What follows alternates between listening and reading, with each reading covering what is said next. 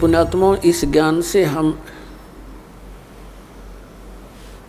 इस माया से वापस होंगे, क्योंकि ये माया दुश्मन है हमारी।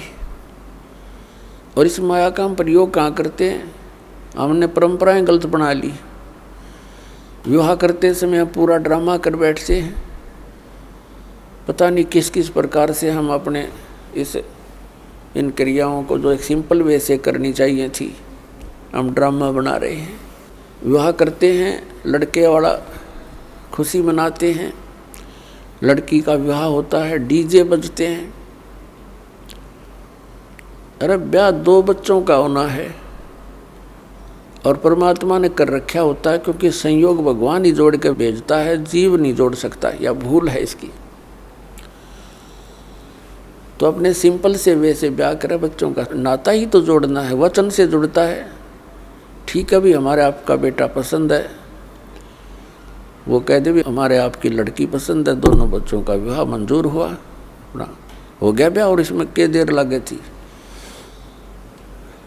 अब हमने देखा,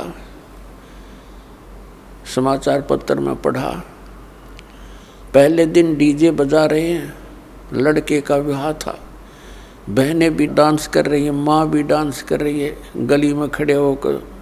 और सब कंजर हो गए हम, इंसानियत भूल गए कति। अगले दिन क्या होता है कि विवाह के लिए जा रही थी बारात, रास्ते में दूल्हे वाली कार टकरा गई एक ट्रेल लेते हैं, दूल्हा मर गया, साथ में और बैठे थे 6-7, वो मर गए। पहले दिन तो खुशी मना रहे थे, अगले दिन टक्कर मार कर रो रहे हैं। तो इस काल के लोक में और हम बकवाद करें, इसलिए कर रहे हैं क्योंकि हमने भांग पी रखी है, नशा हो रहा है हमारे। नशा उतर जाएगा जब ये चीज़ आपने ऐसी दुश्मन दिखाई देंगी जो ड्रामा हम करते हैं। एक समय नानक साहिब जी के पास भक्त कोई व्यक्ति चले गए और कहा, महाराज जी आप ऐसे रहते हो खोए खोए से, आप कभी खुश नज़र नहीं आते, आपका चेहरा ऐसा रहता है जैसे महादुखी प्राणी होया करे, और आप तो महापुरुष हो, आपको काहे की टेंशन है? तब नानक साहिब जी ने कहा, भी ना जाने काल की कर डारे और किस विध ढल जा पासावे, और जिन आते सरते मौत खुड़क दी उन्होंने केड़ा हंसावे। अब ना जाने कब के बिजली गिर जा, 1 सेकंड का भरोसा नहीं, 1 सेकंड का। और हम फिर भी यहाँ फूले नहीं समाते। तो ये हमारी इस अज्ञान का ही कारण है, और इस भांग जो हमने पी रखी है माया की, इसका प्रभाव है। ये सत्संग से, परमात्मा की भक्ति से ये एंटीबायोटिक है, इस भांग का नशा उतर जाएगा। ये उतरने के बाद देखना फिर कितना आपका वजन हल्का होगा, आपकी रुचि नहीं रहेगी कितने सांग सिनेमा देखने की।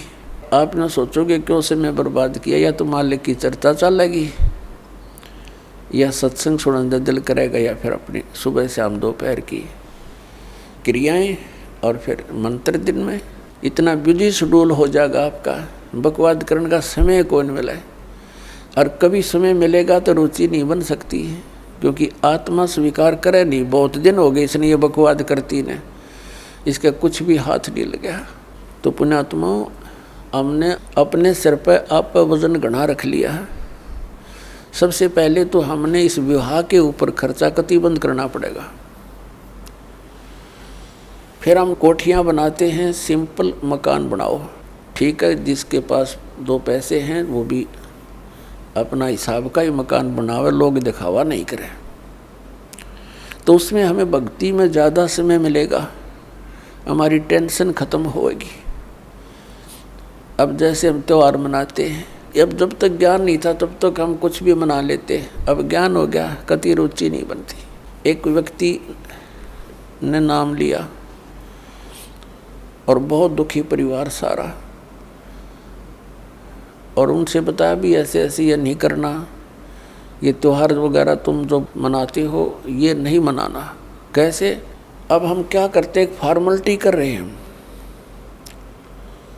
कोई भी त्यौहार आता है वो फॉर्मेलिटी बना ली कि इतने कपड़े और इतनी मिठाई, इतने सुहाड़ी गुलगुले ये पहुँचाने, वो नून तो लेकर चल पड़े, वो नून तो लेकर चल पड़े, और वो कपड़े नए पड़े रहे, कोई पहनता नहीं। क्या फ़ायदा हुआ? एक बच्चा होता है, 4 बुआ हैं उसके, चारों लाऊंगी जुगले 6 और 6 महीना पाछो बच्चा बड़ा हो जाओ, पैरन जो गिरे कोई ना वो वही की तो फूकने पड़े। क्या फ़ायदा इन बकवादों का? तो इस तरह हमने इन सभी क्रियाओं को इन ज्ञान विचार से समझकर फिर इनसे उल्टा हटना है।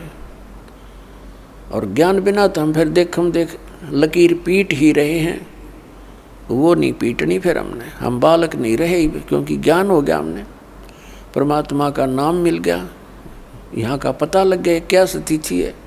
तो इस प्रकार हमने इन क्रियाओं से वापस होना है।